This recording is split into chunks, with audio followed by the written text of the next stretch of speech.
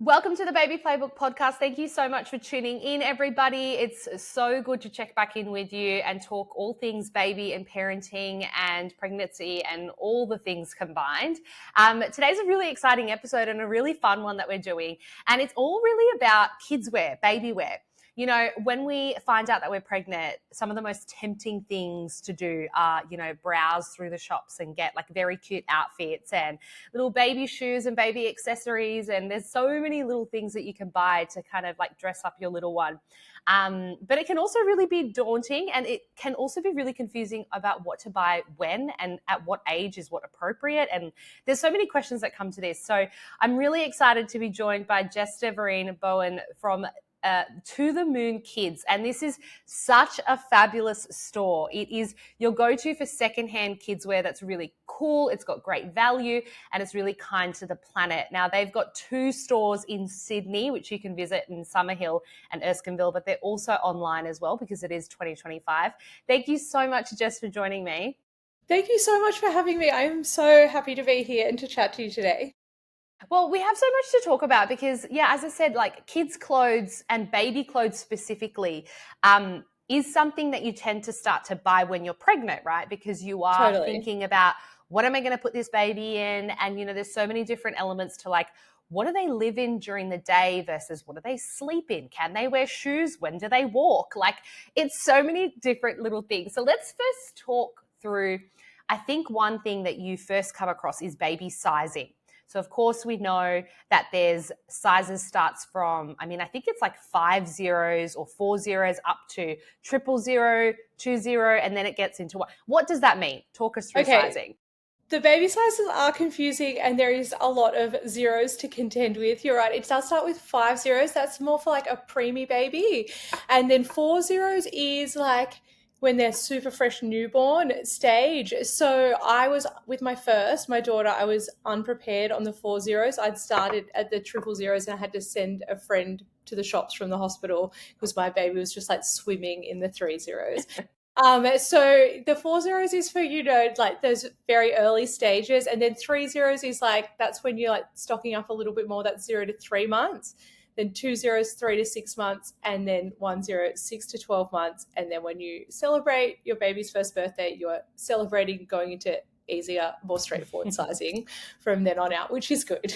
Yes, which is a big relief. Now, and as you mentioned before, you can kind of fall into this trap of, I guess, like buying too many clothes for those smaller sizes because as you've just gone through the sizing, like I know it sounds like 0 to 3 months, and at the time that you're pregnant, you feel like 3 months is a really long time away, but that goes so quickly. So fast. And also babies tend to just live in onesies in those first couple of months as well. So what's your advice when it comes to approaching buying clothes for those very fresh few months, 0 to 6 months, let's say perhaps? For the very first few months, I feel like, the onesies are the way to go. You just want basics like onesies, leggings, and you need to think about when you getting into a shopping frenzy when you're pregnant, you need to think about the seasons as well. So you need to like work it out because that is something I think I didn't think about before having my own kids when I was buying other people gifts. I'd just be like, this is adorable. And now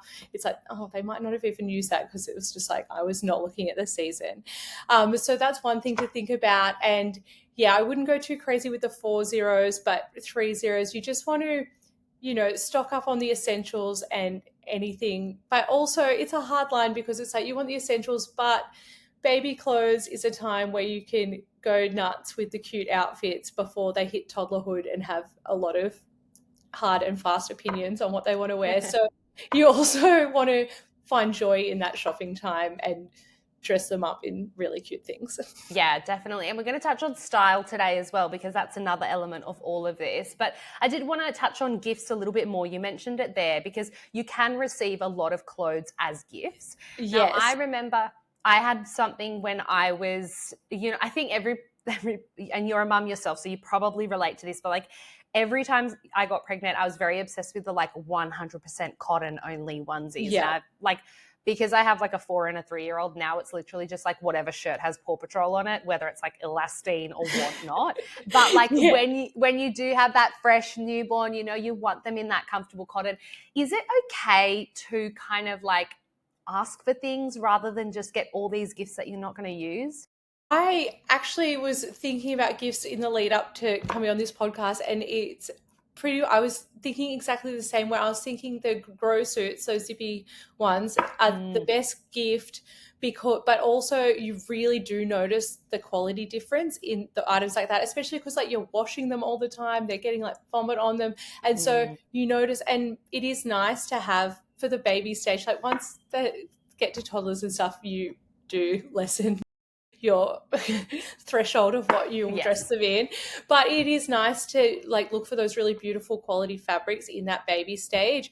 And so I think that the good quality grow suits are the best gift to ask for, because you need multiple of them and it can be quite expensive for one little tiny thing. But with gifts as well, it's such a minefield, because you like everyone wants to spoil the baby, but you don't want your loved ones spending money on things that you're not going to use. So I think the good quality grow suits are the safest bet. But then if it's not something clothes wise, my favorite gifts were like personalized or sentimental gifts. And I think it's totally okay to give direction with gifts a little bit. I've gone to baby showers and had people give like a mood board of like what they're into, and it was really helpful and nice. And also I think it's okay to ask for something that's for your whole family during that newborn stage, not specifically for the baby. I had a friend, and for her baby shower she bought an extra chest freezer and asked for homemade frozen meals. And she said that Genius. she like had meals for months and months, and it was nice because it was like her friends and family cooked for her every night. Oh my gosh, I love that. That's such a great idea. Yeah, I love that. Just like really practical thinking during that time. Because I know I've definitely given impractical gifts before having my own kids, and then be like, yes. oh, no. Yeah, and so I think actually like people that don't have kids, whether yet or they choose not to, they actually would really value the input, just to say, hey, this would be, because sometimes like I remember being young and just walking into a store and going like, you know, going off the like toy recommended age or whatever. That was like the only thing I went off. So it's actually helping them if you're kind of like, hey, love the mood board idea. Like this is what we're kind of thinking. This is what we're feeling. Yeah, I don't think it's rude to give direction, because people are going to buy you gifts anyway. I also think that kind of looking ahead to what people might will definitely need eventually but isn't for straight away is good. And I think a really nice thing for that is baby books, because you're going to need them eventually, and if you're seeing them sitting there, it'll just prompt you to use them, and it's a nice moment of connection with your baby too. Yeah, great idea. Now I have something that I want to go like cross check with you. I have this weird thing where I like think that like baby shoes, so baby shoes like specifically, and I'm not really talking like the soft sock style ones, I'm talking like shoes. I just think they look really creepy on a tiny baby who cannot walk, like is super obvious that this baby is not walking. They are pretty funny. They're pretty funny, and they also just look super uncomfortable for baby who just wants to be like laying in their like socks. So that's one thing that I like feel like, especially when it came to what I received as gifts and what ended up in my baby's room, I felt like was a bit of a waste of money. I didn't really put those shoes on them until they were probably like 8 months plus or something. So some of them went like when you're in the trenches as well, you're just in wondersuit territory as well. Yeah, like there's not even a time to put a shoe on. So what do you think is a bit of, I don't want to say a waste of money, but what's something that like you should probably avoid those first 6 months? Well, I must say, even though I kind of do like love the novelty of a tiny version of an adult shoe, sometimes they are wildly impractical, and a lot do come into the shop still in their packaging. So I think you're not alone there. I also talk to women a lot who come in and say that they got given just so many muslin wraps. And I think that this happens because they really entice gift buyers because they come in so many great patterns, and people will be like, oh, this is really this person's style, but then you end up with like 40 of them and you like don't need that many. And I think that the other thing that maybe it's so hard because you don't know sometimes what's going to be a waste of money. So I would just say across the board to avoid anything like gimmicky and gadgety, because like if having two kids taught me anything, it's that the first one doesn't prepare you for the next one. Like my kids were so different in the baby stage. So there's stuff that would have been helpful with my first that I would have not needed. So I just think it's better but I feel like as parents, as soon as you're expecting a baby, that your internet's like, oh, this baby's coming. It's going to bombard you with ads and freak you out about all these issues that might never happen, but you're going to buy all this stuff.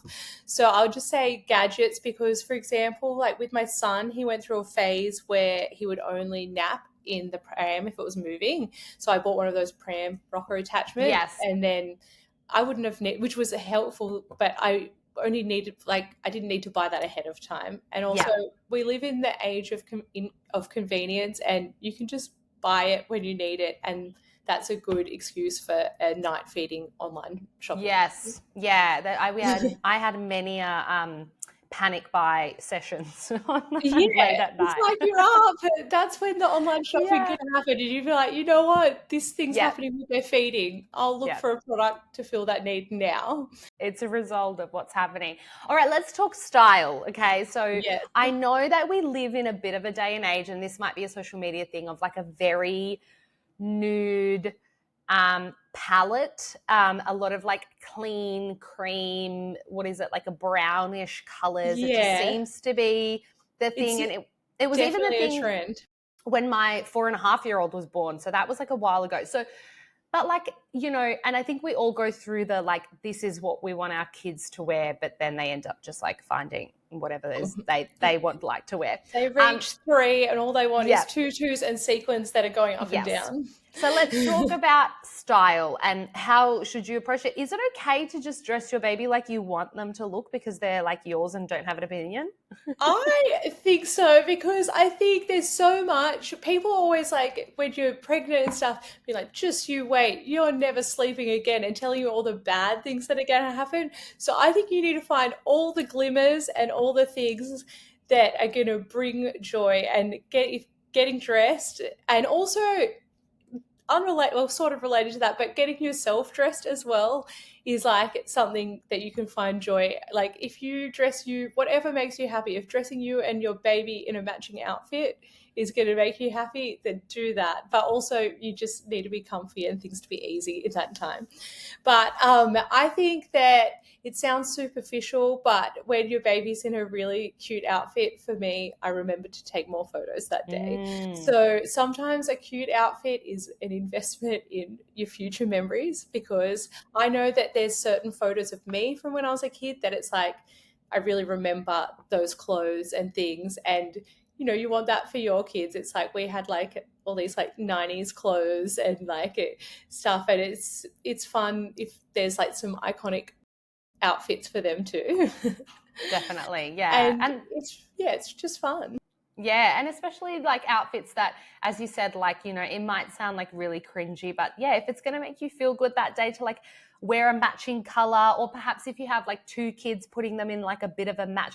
I have 2 boys and they're very close in age and they're very like close in height. So at this stage, they just get like 2 of everything, because I think it looks really cute when they're like so wearing the same thing.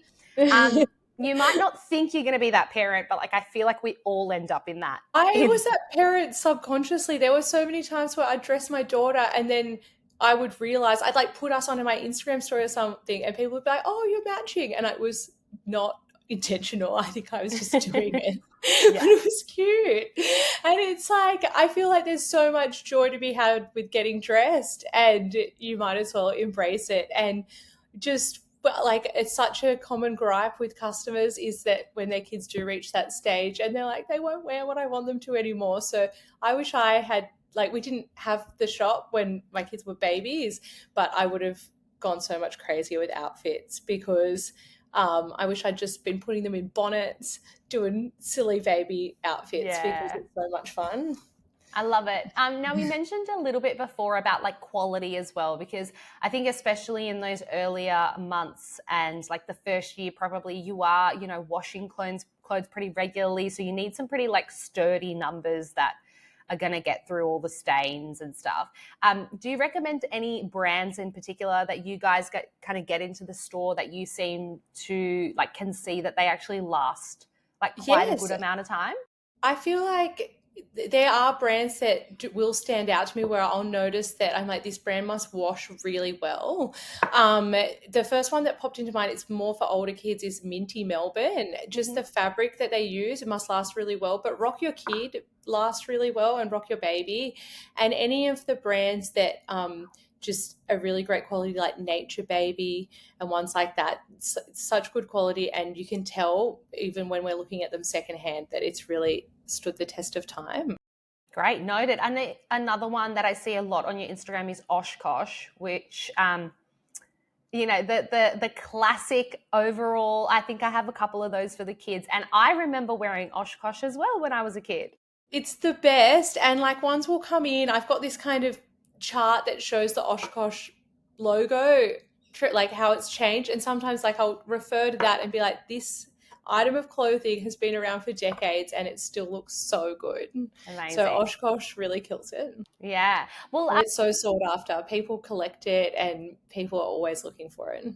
such a classic. Now, babies can be pretty expensive, Jess. So, of course, saving money is important. And you guys are such a great idea because, of course, like we know as well, and in the just like the world of babies, and we mentioned before, like there's a million gadgets out there and there's a million products out there, not just clothes, but all different things. So, to be able to not just help us out, but also help the environment out with so many things kind of circulating around. It's really great to see, a store like yours that's like bringing these quality pieces back to life through the generations. What's your tip on how parents can kind of save a little bit when it comes to clothes and even other baby items? Well, I think obviously, I'm really passionate about secondhand for many reasons, but one of the main ones is like for saving money as well, because you're right, babies can be so expensive and there's so many things that you need for a short amount of time. So you don't want to be spending heaps of money on them. And I think that with finding things secondhand, it's really good to call on your community because that village may not be obvious to you, but you can find it, even through things like buy, swap, sell pages or local community Facebook groups. And parents want to help other parents and people want stuff out of their house. So they're like, I don't know about you, but I've got no storage. So I would rather something go to someone that's using it and it keep going on. And there's lots of resources for that, but you've just got to kind of seek them out. And even for in-person things like near our Summer Hill store, there's something called this Inner West Sustainability Hub, and they have lots of great in-person swap meets and things.